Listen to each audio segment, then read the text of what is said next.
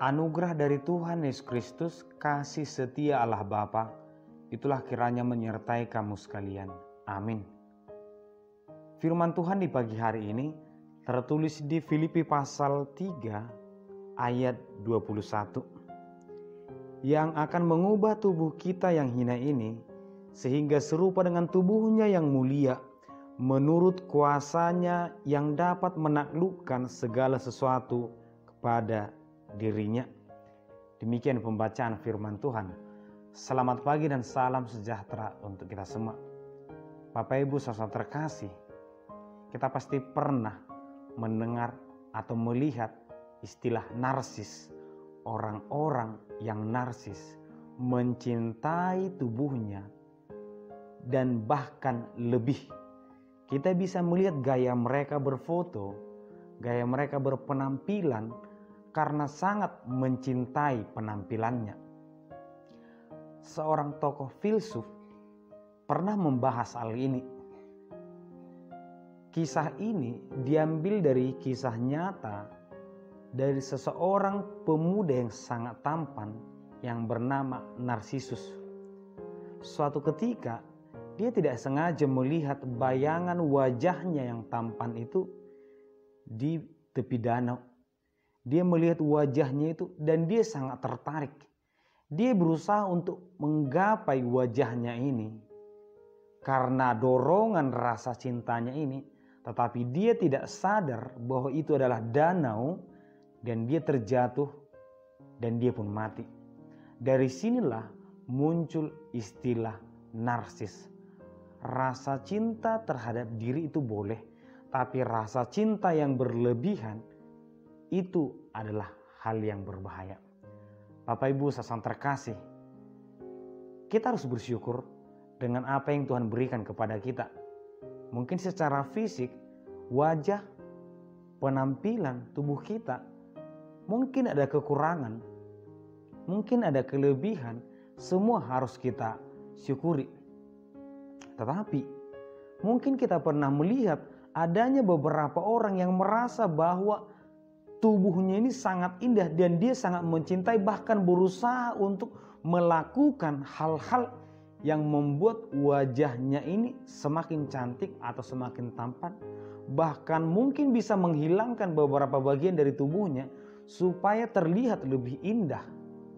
Tetapi di balik itu juga mungkin ada beberapa orang yang merasa bahwa tubuhnya ini penuh dengan kekecewaan. Aku malu Tuhan dengan wajahku, aku malu Tuhan dengan tubuhku. Seakan-akan tubuh yang berbeda itu bukan berasal dari Tuhan. Seakan-akan tubuh yang bagus itu berasal dari Tuhan, sedangkan tubuh atau fisik yang seperti ini tidak berasal dari Tuhan, atau bahkan itu karena dosa. Seperti yang terjadi di Alkitab ketika orang-orang melihat anak yang buta sejak lahir, yang dipertanyakan adalah itu dosa siapa? Demikianlah harusnya kita menyikapi apa yang sudah Tuhan anugerahkan. Mari kita syukuri.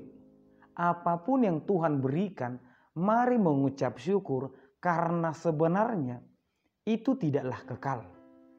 Tubuh ini tidaklah kekal. Mau sebagus apapun itu akan berubah sesuai dengan masa. Tubuh yang setinggi apapun, sekuat apapun, dia akan lemah pada waktunya. Demikianlah semuanya ini tidak kekal. Dan ternyata dalam firman Tuhan dikatakan, saya akan membaca mulai dari ayat 20. Karena kewarganegaraan kita adalah di dalam surga, dan dari situ juga kita menantikan Tuhan Yesus Kristus sebagai juru selamat yang akan mengubah tubuh yang hina ini.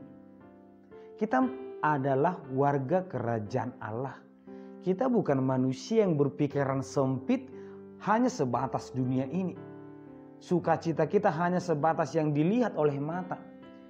Duka cita kita hanya sebatas yang dilihat oleh mata. Tuhan Yesus Kristus akan datang untuk mengubah tubuh ini menjadi sesuatu yang baru, yang sama dengan Dia. Tubuh yang tidak kekal ini akan berubah, akan sama dengan Dia. Tubuh orang percaya akan berubah, akan sama dengan Dia. Oleh karena itu, tidak ada yang perlu untuk kita banggakan, tidak ada yang perlu kita agung-agungkan dari tubuh kita, karena semua akan diubah oleh Kristus. Oleh karena itulah, mari bersyukur untuk apa yang Tuhan berikan. Dan sebenarnya bukan hanya tentang fisik juga. Semua yang terjadi di dunia ini tidak ada yang kekal. Sukacita, dukacita, semua akan berganti, semua akan berubah. Yang kekal hanyalah sukacita dalam Tuhan, kehidupan yang kekal bersamanya, dan juga hukuman yang kekal dari Tuhan. Berbahagialah orang yang selalu bersyukur atas apa yang Tuhan berikan, yang setia kepada Tuhan, karena mereka akan dibangkitkan, tubuhnya akan diubah dan tinggal bersama Kristus. Dan mereka yang tidak pernah setia kepada Tuhan, mereka juga akan mendapatkan hukuman yang kekal. Demikianlah kita sebagai warga kerajaan Allah, kita yang sudah melihat kebesaran Tuhan, mari kehidupan kita juga tertuju kepada, berpengharapan kepada Tuhan. Mari kita menantikan bahwa kebenaran Tuhan akan nyata. Demikianlah kehidupan kita di pagi hari ini. Mari kita biarkan tetap diperbaharui oleh Tuhan, diterangi oleh Tuhan, agar kiranya dalam kehidupan kita bukan kehendak kita yang terjadi, bukan pikiran kita, tetapi jalan Tuhan, kehendak Tuhan yang terjadi. Amin, kita berdoa. Terima kasih Tuhan untuk berkat dan firman-Mu di pagi hari ini. Kami bersyukur Tuhan, sertai kami agar kiranya kami tetap bersandar berpengharapan hanya kepada-Mu saja. Di dalam nama Yesus Kristus kami berdoa. Amin.